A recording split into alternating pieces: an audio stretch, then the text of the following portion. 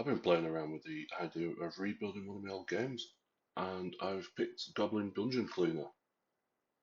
So I'm going to be rebuilding this from scratch. I don't have the source code. I made this game 3 or 4 years ago, and I've definitely lost it since. Changed computers about half a dozen times. An interesting thing about that is when I was building that, I didn't have it backed up. My computer died, and I had to build it from scratch in two of the uh, 7 days that were part of it. So what I'm wanting to do is revisit it and make it better.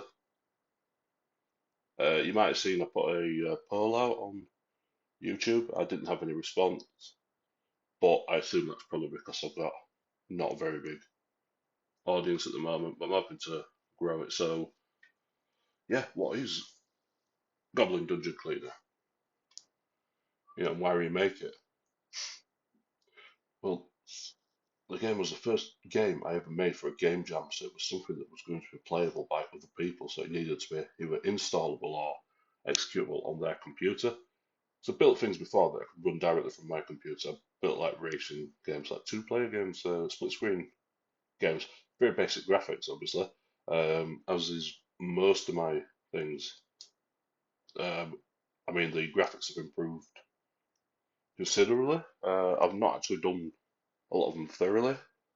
I haven't spent a lot of time doing the graphics, but it is something I want to readdress just to make it a more cohesive game because the game does look a little bland. Um, And why a goblin dungeon cleaner? That's always an important question. Well, not every person is going to be, oh, not every person, not every goblin is going to be fighting type. Someone's got to organise things at back, so like cook meals, uh, tidy up stuff, keep stock of stuff. They do live in groups, so they need someone to do those sort of things. So my assumption would be use the like weakest grunt of them all to do the cleaning. So and I actually think there's potential there for there to be a viable game that people might want to buy, download, have as a bit of a sort of like break a game, something you play in between your big first-person shooters, and that's something that you can just spend half an hour on, get a new experience, put it down, come back to it in a couple of weeks, couple of months, have a little bit of a go. Depending on how we get on the games, there might be challenge mode, or it might be something that we patched in after.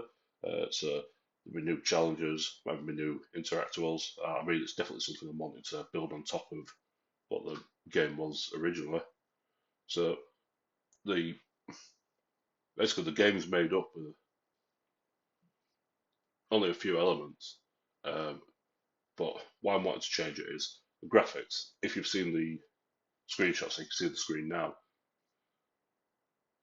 Very basic. You've got your greys and your browns. You're like a Quake first person shooter originals, which are alright for stuff like that, which is supposed to be dark and everything like kind of blends in because the action's going on in front of you as monsters jump out of here and there, and you're just firing off shots. Uh, Again, like dull colours. It feels very much like a first game. I mean, because it was the first game I made. I can't remember. It's been a long time since I played it. I think it was about 5 or 6 levels. I think I actually uploaded it with five, and then I added in an extra level. The GUI is just text on the screen, as you'll see in a lot of my like prototypes when I'm building them. That's how it is. The menus. Uh, I do remember a criticism of it because it's time based and you've got to click the arrow keys as fast as possible because you're snapping to a point. So every time you click it, you move like 64 pixels. I think it's 64. It's either 64 or 32 in that direction, and you've got to do it at a time limit. You can be pressing them quite intensively, and it can take a bit of a toll on your hands, especially on more more eventful levels. So yeah, it's something I want to address. Now, I mean, it's only composed. The entire game is only composed of several things. So you've got the Goblin, which is the player. You have a couple of controls in the background, but they're just to monitor things like the time and that can be built into different objects, or I can keep it as a controller. You've obviously got the map tiles. Uh, they're very basic. I think there was some additional tiles I included in the final level of the Game Jam version. So it was like a throne room. The collectibles. We've only got blood and limbs. I did have a goal of, you know, doing, picking up coins and things like that. Yeah, so they're just a few of the things I'm wanting to get in. I mean, some of the things I want to include would be spikes. They're always good because you're using like like it's grid movement. Like I said, it can be a bit intensive. So what I might do is I might change it from time based to step based. So you've got to complete it in a certain amount of steps. So instead of 60 seconds to play this room, you've got to do it in 100 steps or less. And then depending on that performance, you might get a cutscene where you get some appeasement from the dungeon chief, and it could lead on to things like being awarded some sort of in between currency you can use for boosts and upgrades. Either for like one of the things I was saying is for like this jewelry is I wanted to be able to restock chests. Um, and I did mention a challenge mode, so reusing old maps. There's no point just having it done for that 1 minute of play and then it's gone. Might as well use it for building out harder scenarios. Um, so I mean, Goblin, the basics of it is you've got your four directional movement. So with directional keys are ASDW or ADSW, whichever it is. You had spacebar as the interaction. You had an escape key to quit. The other parts of it needs collision detection, like it did in the old game. So you'd have like wall collision, spikes, NPCs, interactive objects. So you can't just click anywhere and you start cleaning up blood. It's like you need to be stepping on it directly to be able to clean it up. Uh, I think some animation would be good, even though you are moving tile to tile, maybe like an idle animation, depending on if you're carrying if you're like carrying something heavy, then you've got like a sack on your shoulder, so you're like bouncing up and down with this sack on your shoulder. So it just gives you a bit more of a uh, what would you call it? Um, Intuitive design for the player to look at, and then because you might be doing something middle of the game because it's doing it on steps and not time. You might just stop mid game, go off, do something. It might be tea time. And it's like, oh, I'll go downstairs, have tea, come back up. 20 minutes later, you forget where you are. Um, and then I wanted to like have a slots menu, so it wouldn't include everything, but I mean, it'd be like carrying different like gems and jewelry. Because let's say I want you to restock chests, uh, recycle old equipment or broken equipment.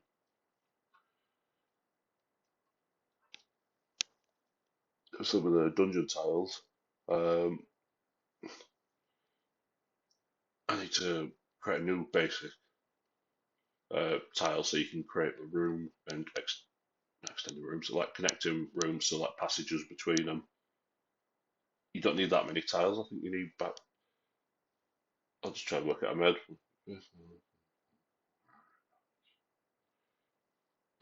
Maybe 10 tiles for the walls.